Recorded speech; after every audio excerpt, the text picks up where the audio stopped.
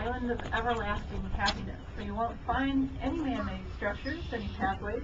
There's no bridge to get out there. A couple legends around it. One is that if you try to approach, a strong wind will go up and push you back to shore. And the other is that it's resting on the back of a turtle, and as you approach, the turtle will swim away. And that's because everlasting happiness is not attainable in this lifetime. Now look at the trees. Notice that their pruning is a little bit different. They're all made of barriers, but they keep branches out to create spaces. You can see right through to the trunk. They tie the remaining branches down so they go horizontal to the ground. When the snow falls on them in the winter, it gives the illusion of clouds forming over the water. That's the name cloud pruning. And even right now, at this time of day, you can see the shadows that these trees are producing. They sort of look like large bone sites. Nowhere nearly as much maintenance except for the pruning. But in late August, when we stay open until sunset, and as the sun's going down, if you walk over by the waterfall, which you'll see just past Horizon, you'll get a really beautiful, otherworldly look to this garden. It's also very pretty in late August. And on that main island, if you look across the water, you'll see the James Brown waterfall, the highest point, 45 feet. We have a wheelchair path so you can get up there. Cool. And water cascades at a rate of 1,000 gallons per minute over landscape pools, where you'll find the plants that grow alongside riverbeds and mountain streams, and the boulders were poured from an ancient mountain range in urban Wisconsin, or Wausau. You get a fantastic view up there of these islands, as well as the English oak meadow by the English wall garden. The next island you'll see past Horizon is Sefuto, island of cool, clear breezes. The designer of these islands, the late Dr. Koichi Kawano, was professor of architecture and landscape design at UCLA. And so he built into this strolling path that you'll see on Sefuto a technique called hide and reveal, so that as you're going along, the beauty of the islands are revealed to you gradually, not all at once.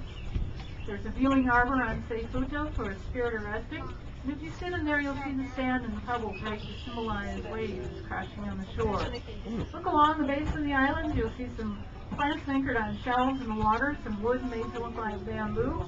These are some of our 50 different types of materials we're using to restore our shoreline. As we have 6 miles of shoreline, 81 of our 385 acres of water.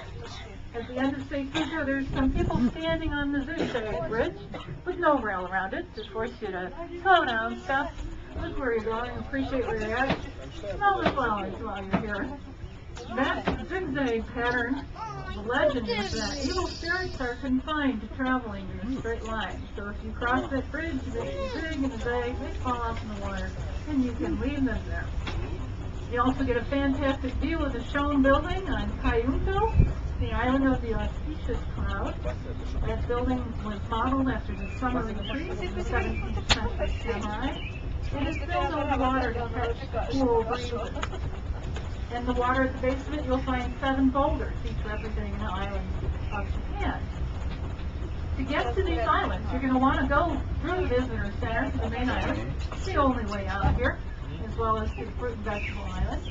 And when you come to the waterfall, you're going to see a bridge that was made in Japan with no modern tools. It has an arch to it that conveys you that when you cross that bridge, you're going from our everyday life to a state where you can listen, observe, relax, and be part of nature.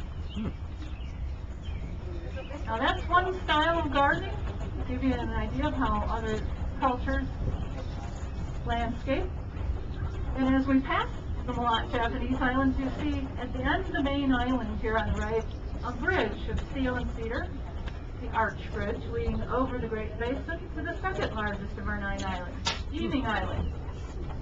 Now, in contrast to the Japanese islands, this has a style called New American gardening, where they took vast sweeps of low-maintenance perennials, landscape grasses, and roses, and created a living tapestry. It serves as a transition from the more manicured look of the main island to the more natural look of the prairie.